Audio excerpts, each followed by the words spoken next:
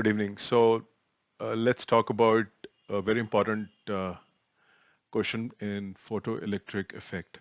So you might have seen in photoelectric effect, the electrons are emitted from the metal once you have the minimum frequency available. This frequency is called as threshold frequency. And the same frequency, which is the minimum frequency for emission, can also be written as threshold frequency, but it becomes the maximum wavelength required for emission. So the frequency is minimum and the corresponding wavelength is the maximum wavelength beyond which no emission will take place. So study about photoelectric effect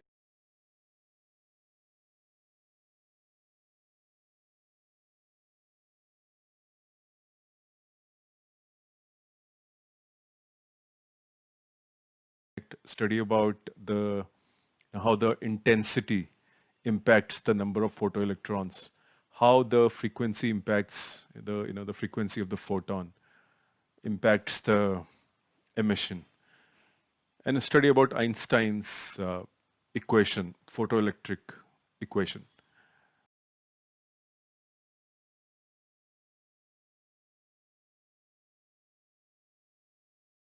Now, very importantly, and also study about work function. What is work function?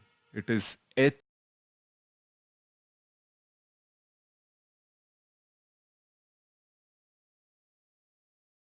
Planck's constant multiplied by threshold frequency. And then it can be written as hc by lambda. But more importantly, what you need to concentrate on is the fact that the photoelectrons which are ejected out of metals don't have same energy. Okay? And the reason is the photoelectrons which are on the surface, when they get that photon of the minimum threshold frequency, they immediately leave the surface and go, right? But there are certain electrons which are inside the metal. They also receive the same, frequency, photon, and when they come out, their kinetic energy is not same as the kinetic energy of the electron which was on the surface. So if you give a frequency which is just about the value of work function and you're on the surface, you will be, with zero kinetic energy. And if you provide more frequency, you will have more kinetic energy. But the electrons on the surface are not bound as much as the electrons inside the metallic surface.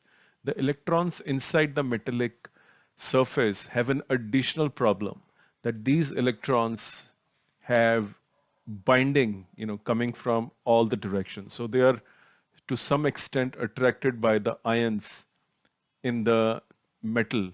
And also when they try to come up, they will collide, with the atom or the ions and may lose energy.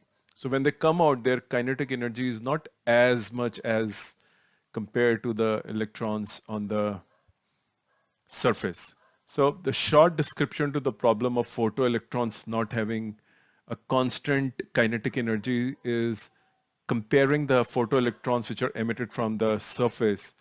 These electrons are not bound as much as the electron, which is photoelectron, which is inside the metal. Inside the metal, this electron does get photon energy and is to be ejected, but it is surrounded by ions on all the sides, and therefore this binding is more compared to the one which is on the surface of the metal. So one easy explanation is that it suffers from inelastic collisions and it loses energy, and therefore this is after it gets excited. So the first stage of the electron when it receives the energy from the photon is the state of excitation, and then it starts moving out. If it faces resistance within the metal, it will come out with less kinetic energy. If it does not face resistance within the metal, like on the surface, it will immediately come out with the maximum kinetic energy. So you could have two reasons. One is the inelastic collisions, for the photoelectrons inside the metal. And the second is the fact that it is bound by more ions on all the sides and therefore has more attraction, and therefore it becomes difficult for it to overcome this potential energy, and therefore the kinetic energy reduces, and it comes out with lesser kinetic energy. So I hope it clarifies.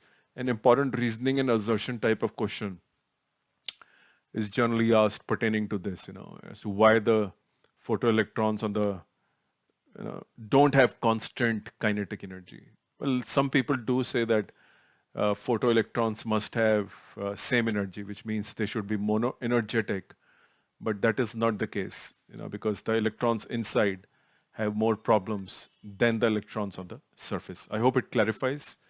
You can send some more questions pertaining to photoelectric effect. Please practice photoelectric effect very carefully, especially the graphical part of photoelectric effect. So thank you very much for your time, and I look forward to speak to you shortly.